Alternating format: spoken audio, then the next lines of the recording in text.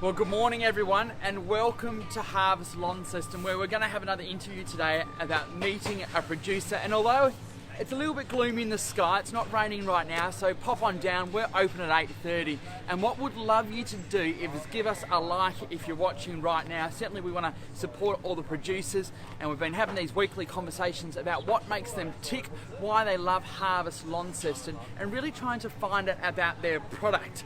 And well, today's, it's almost like someone's favourite drink, you could say. You call it Jarvie, some call it Mud, some call it Rocket Fuel, and what we're talking about in particular is coffee. And sort of the culture of coffee over the years has gone almost to a level of unprecedented levels where people are drinking and drinking more and more of it, but we want to talk about the sustainability of it today.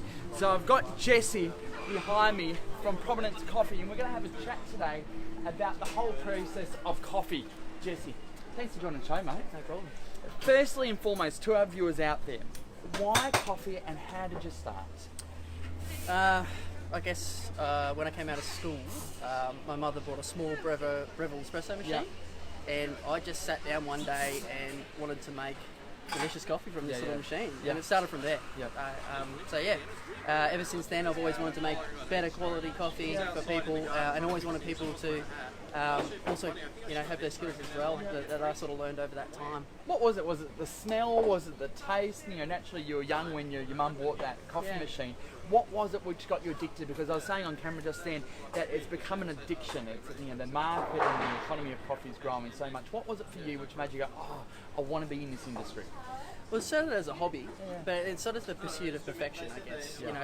When you can turn such a product like a coffee cherry is an unpalatable thing when you pick it off a tree as a fruit. But when you roast it, perfectly, extract it perfectly, it can turn into possibly the best drink you can have. And it's an interesting one because naturally a lot of people drink coffee, but they may not understand the whole process. And I said off camera, I'd love to go on almost this coffee journey today from start to finish. You mentioned about the coffee cherry, so it's not a nut, it's a fruit. No. We refer to it as a bean, but that's a common misconception really. It's just a common term we use. It is actually a seed, so it is a fruit, and inside is the seed, and the seed is what we roast, and as we know as a coffee bean as such. Wonderful, excellent. So we're going to start from the beginning of this coffee journey and where it comes to here in Launceston, Tasmania. Tell our viewers out there, where does it start and how does this process happen? Right, so any countries with elevation close to the equator, generally good growing regions. Warm climates. Warmish climates, mild climates. High elevation, volcanic soils. Colombia, places in Africa, Indonesia, very good places to grow coffee. So that's where your coffee generally starts. We can grow coffee in Australia, and it's not bad, but we sort of lack the elevation that produces fine quality coffees. That's the starting point for coffee. And your coffee's right here. Where do you source them from? So you mentioned Africa, and you certainly mentioned around the equator. Whereabouts do you source your coffees from? Okay, so coffee is a seasonal crop, so we source seasonal.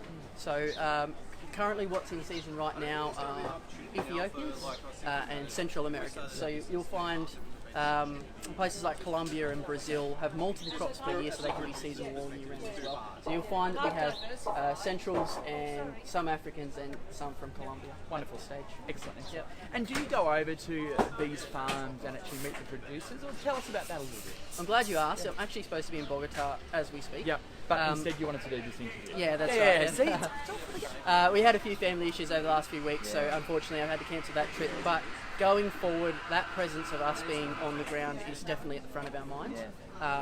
It is difficult being so disconnected this far south in the world, I guess. But we're lucky in the fact that our business is growing slowly over time, and that'll free me up for more time to spend in these origin locations. So it's quite important for your company and for your family to actually go and meet the producers from who harvest these coffee beans to then bring them over to Australia so you can do your magic.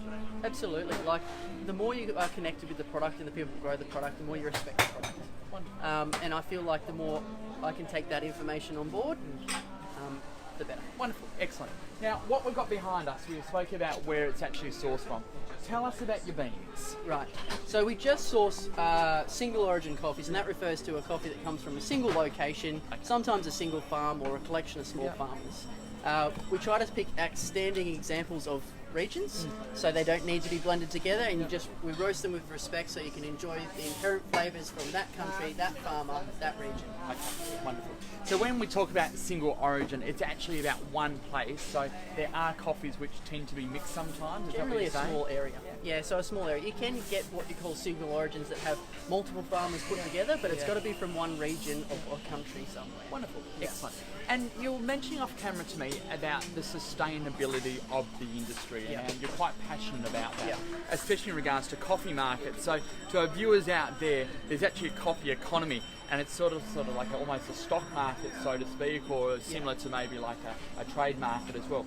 Explain to our viewers out there, why do you go a certain direction about sustainability and how you use that market? I'll try and keep this as brief as I can, because we could talk all day Economics about this. lesson now. Yeah. Coffee is traded two ways around the world. It's commodity coffee, which is a set price for bulk quantity coffee. Quality is not a factor there. And then there's the open trade market where we deal with, and coffee is essentially traded on its value according to its quality. Yeah.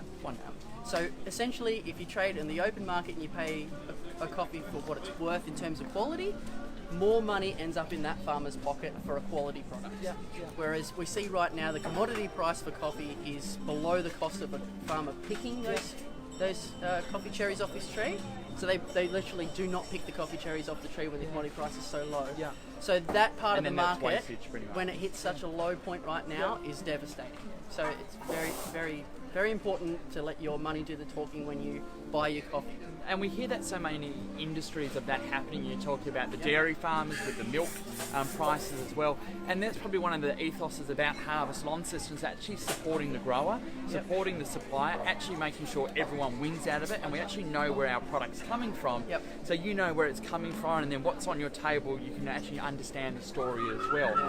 Now tell us, to everyone out there, what is the ideal coffee and how do you like to make it? Is there any tips or tricks to our viewers out there for that perfect Java?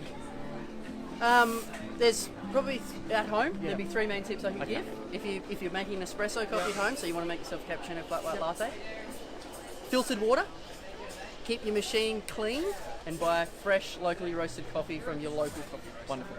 Excellent. And you talk about the roasting side of things. So naturally you roast it right here in Launceston. Excellent. What's the process of that? So the beans come in. What's next?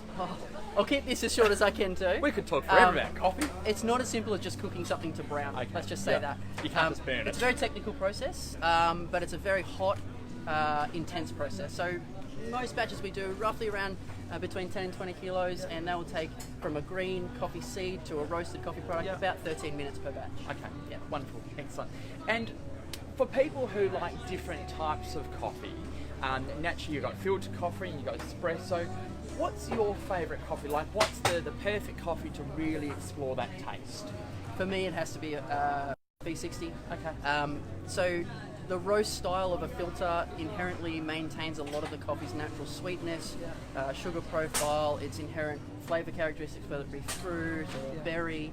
Rather than taking that coffee out a little bit further where you might develop more caramelised flavours, it keeps its natural coffee flavour. So a well-executed filter roast can be amazing. So to our viewers out there, if you put a little bit of milk in there or sugar, what we challenge you this weekend is don't do that. Have a filtered coffee. You said a V60, is it? Yeah, so ask your local cafe if they've got a filter option. If they do, try it. That's our challenge to you guys today. Jesse, thank you so much now, mate. Pleasure. In regards to your products, where can we find them? Naturally, we're at Harvest Launceston, but where else can you find your beans and your coffee? Okay, so Monday to Friday, you can come to our warehouse store. Wonderful. We're roasting Monday to Friday. Churchill Park Drive, left at the soccer field. Perfect. So we can actually buy your beans directly from the cellar door, and we love people coming over to the roaster, asking all the questions. It's great down here. Awesome. And I read on your website you also do sort of coffee lessons for people how to make it at home. And so tell us briefly a little bit about that. So people come into the coffee at home, we'll spend time with them there and then. But if people are more interested in maybe a private lesson, they can just ask, we can set up a time, and they come down and we can tell them how to get the best out of their equipment. Awesome. So guys, if you want to become a coffee connoisseur, not always have to come to the cafe, duck on down, visit Jesse and his crew. They're going to teach you everything to know about coffee.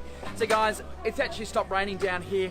It's going to be a beautiful day. We hope if the skies actually open up down at Harvest Launceston. I'm seeing a little bit of blue right now, but otherwise please give us a like and share. jump onto the Facebook page of Jesse's company. They're doing amazing things, and really it's all about being ethical in regards to where they source their beans from. Mate, thank you so much, and congratulations on everything you do. Otherwise, guys, have a great weekend. You'll see us next weekend talking to another producer at Harvest Launceston. Otherwise, we'll see you very, very soon. Cheers.